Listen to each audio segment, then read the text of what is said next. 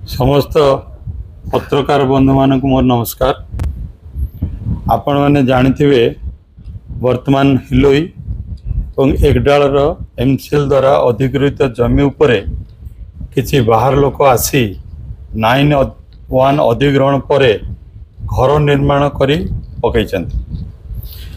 जमी खाली करी खनि कार्य आगो को बढ़ाया पाई एनक्रोचमेंट हटेबा निहाती अत्यंत आवश्यक।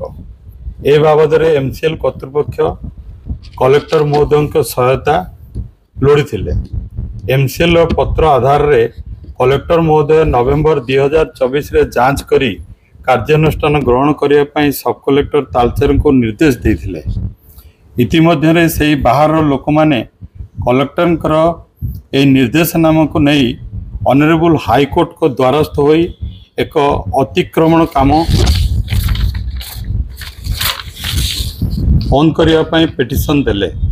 मान्यवर अदालत सब कलेक्टर महोदय को ए बाबद कार्यानुष्ठान ग्रहण करने एक निश्चित समय अवधि निर्धारण करी यथाशीघ्र कार्यानुष्ठान ग्रहण करने को निर्देश देले एवं सब कलेक्टर महोदय 2 जन असिस्टेंट कलेक्टर और एमसीएल अधिकारी मानक नहीं एक जॉइंट कमिटी गठन करी निर्माण कार्य जांच करी रिपोर्ट प्रस्तुत करने निर्देश देले ओ 31 अक्टोबर 2025 सुधा अतिक्रमण हटाइबा एफिडेविट ऑनरेबल हाईकोर्ट को जमा देले।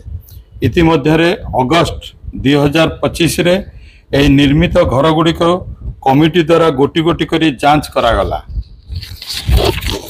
प्रत्येक को 2023 सेप्टेम्बर रे नोटिस द्वारा विधिवत जना दिगला जे सेमाने अधिग्रहण पर तैयारी करथिबा घर गुड़िक भांगी जमा करी खाली कर दियंतु किंबा अधिग्रहण पूर्वर घर करथिबार जदि कोनोसी प्रमाण बा प्रूफ बा डॉक्यूमेंट थाए तेबे जांच करांतु। किंतु कोनोसी मते लीगल स्ट्रक्चर प्रमाणित होई पारला नाही किंबा सेमाने घर भांगी करी गले नाही। तेणु 3 दिन पूर्वे माइक द्वारा सेमान को घर खाली करिया पई बुली बुली डाकरा दिया गला ओ इविक्शन एक्शन निया गला। मेंशन करवा जरूरी जे शताधिक निर्मित यही एनक्रोचमेंट घर गुड़िक मध्यरु हिलोई रे मात्र 5-6टी घरे लोक माने रहउछंती। बाकी सब खाली अवस्था रे पड़ी रही एवं जर्जर परित्यक्त अवस्था रे थिला जाको हटाई दिया गला। एतिके मु कहया को चाहूँ। धन्यवाद।